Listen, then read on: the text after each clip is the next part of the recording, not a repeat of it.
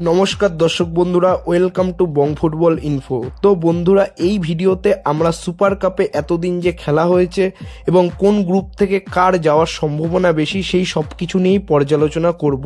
তো তোমাদের কাছে একটাই অনুরোধ রইল, ভিডিওটা না স্কিপ করে পুরোটা দেখার। তো বন্ধুরা, আমরা শেষ থেকেই শুরু করব, তাই আমরা প্রথমে গ্রুপ ডি নিয়ে কথা বলবো। গ্রুপ ডিতে রয়েছে FC Goa, Odisha FC, Inter Kashi ও বেঙ্গালুরু এফসি। তবে বন্ধুরা, বাকি তিনটে গ্রুপের প্রত্যেকটা টিম দুটো করে ম্যাচ খেললেও এই গ্রুপের টিমগুলো কিন্তু বেশি ম্যাচ খেলেনি।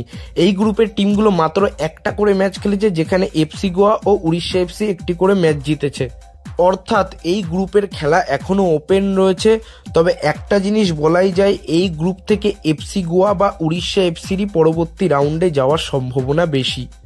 এছাড়াও কাল এফসি গোয়ার সাথে বেঙ্গালুরু এফসির ম্যাচ রয়েছে। এই ম্যাচটাও কিন্তু হাই ভোল্টেজ ম্যাচ হতে চলেছে এবং এই ম্যাচটার ফলাফল থেকেও আমরা অনেকটাই বুঝতে পারবো যে এই গ্রুপ থেকে কোন টিমটা যেতে পারে পরবর্তী রাউন্ডে। আর যদি কালকে এফসি গোয়া ও উড়িষ্যা এফসি দুজনাই ম্যাচ জিতে যায়, তাহলে কিন্তু পরবর্তীকালে এফসি গোয়া এবং উড়িষ্যা এফসির ম্যাচটাই কিন্তু নির্ধারণ করে দেবে কোন টিমটা পরবর্তী রাউন্ডে যাচ্ছে।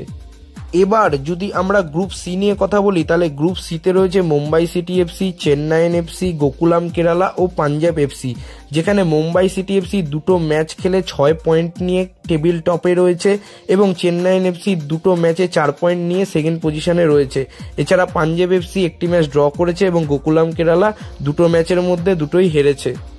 এবার যদি আমরা গ্রুপ বি নিয়ে কথা বলি, তাহলে গ্রুপ বিতে রয়েছে Jamshedpur FC, Kerala Blasters, North East United ও শিলং লাজং। যেখানে জামশেদপুর এফসি 2 ম্যাচে 6 পয়েন্ট, কেরালা ব্লাস্টার্স ও নর্থ ইস্টের কিন্তু 2 ম্যাচে 3 পয়েন্ট, আর শিলং লাজং এর কিন্তু 2 ম্যাচে 0 পয়েন্ট রয়েছে। তবে ইন্টারেস্টিং ব্যাপার হচ্ছে, এই গ্রুপ থেকে জামশেদপুর এফসিকে অলরেডি কোয়ালিফাই দেখাচ্ছে। এটার কারণ ঠিক আমরা জানি না কেন দেখাচ্ছে। তবে কেরালা ব্লাস্টার যদি তাদের পরবর্তী ম্যাচটা জিতে যায় ভালো গোল ডিফারেন্সে এবং জামশেদপুর যদি শিলং লাজং এর কাছে হেরে যায়, তাহলে কেরালা ব্লাস্টার্সের কিন্তু পরের রাউন্ডে যাওয়ার একটা সম্ভাবনা রয়েছে। এবার আমরা সবথেকে ইন্টারেস্টিং গ্রুপ নিয়ে কথা বলবো, সেটা হচ্ছে গ্রুপ এ। যেই গ্রুপে রয়েছে ইস্টবেঙ্গল, মোহনবাগান, হায়দ্রাবাদ এফসি ও সিনিদি ডেকান।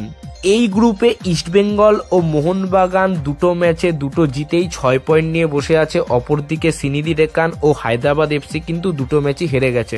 অর্থাৎ সিনিদি ডেকান ও হায়দ্রাবাদ এফসির কিন্তু পরবর্তী রাউন্ডে যাওয়ার কোনো সম্ভাবনা নেই।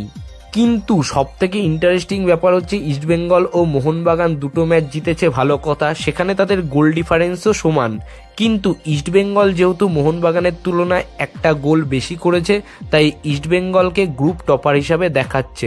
অর্থাৎ পরবর্তী ম্যাচে যদি ইস্টবেঙ্গল মোহনবাগানের বিরুদ্ধে ড্র করে, তাহলে ইস্টবেঙ্গল কিন্তু পরবর্তী রাউন্ডে পৌঁছে যাবে।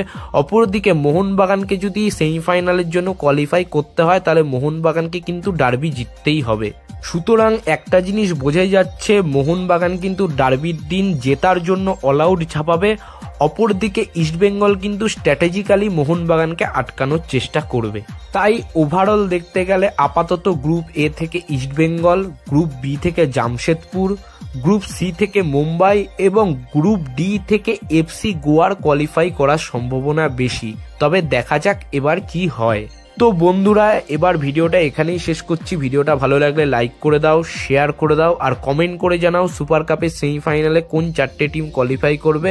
আর সবশেষে একটা কথাই বলবো, দেশ ও বিদেশের ফুটবলের নানা রকম আপডেট ও অ্যানালাইসিস পাওয়ার জন্য আমাদের চ্যানেলটা সাবস্ক্রাইব করে বেল আইকনটা প্রেস করে দাও। তো আজকের মতো টাটা, বাই।